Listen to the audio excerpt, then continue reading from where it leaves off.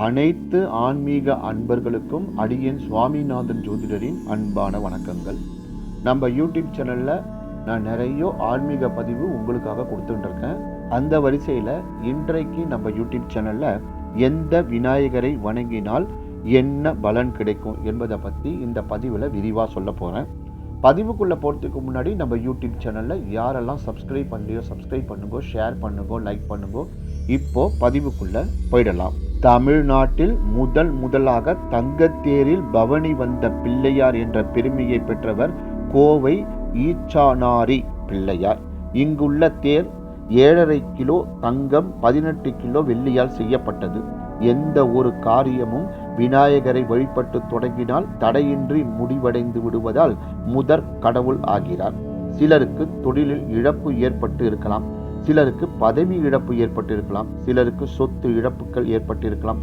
இவர்கள் நடனமாடும் தோற்றத்தில் இருக்கும் நர்த்தன விநாயகரை அணுகி அவருக்கு அபிஷேகம் செய்து இனிப்பு நைவேத்தியம் செய்து வழிபட்டு வந்தால் இழந்தவைகளை மீண்டும் பெறலாம் என்பது ஐதீகம்.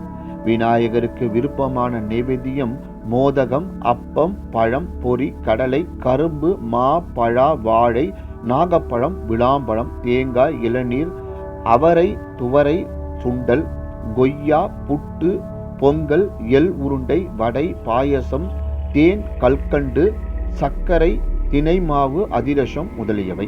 மண்ணால் செய்த விநாயகரை வழிபட்டால் நற்பதவி கிடைக்கும். புற்று மண்ணில் உருவாக்கப்பட்ட விநாயகரை வணங்கினால் லாபம் கிட்டும். உப்பால் உருவான விநாயகரை வணங்கிட எதிரிகள் அழிவர். கல்லால் அமைந்த விநாயகரை வழிபட சகல பாக்கியங்களும் பெறலாம்.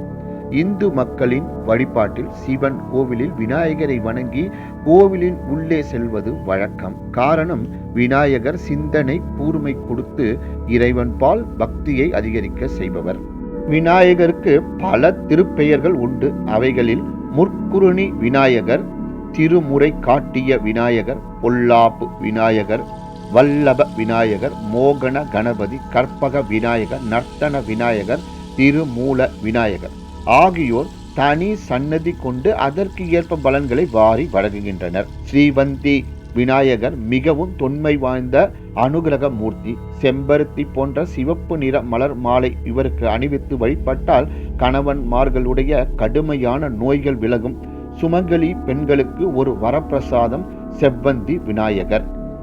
ஆகையால் ஆன்மீக அன்பர்களே, நான் மேற்கூறிய விநாயகர்களை வணங்கி வாழ்வில் பல முன்னேற்றத்தை பெறுங்கள். நன்றி, வணக்கம், வாழ்க வளம்.